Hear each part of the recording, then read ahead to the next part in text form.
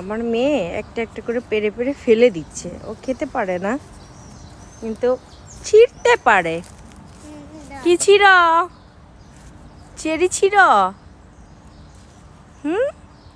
এত নিচে হইছে যে সে নিজেই ছিঁড়তে পারতেছে।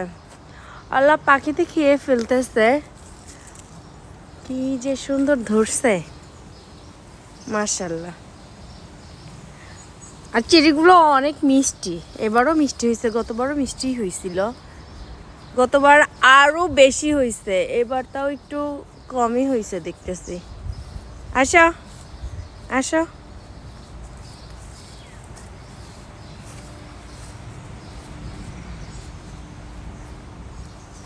বৃষ্টি চলে আসবে, চলো বাসায় উঠি। হ্যাঁ,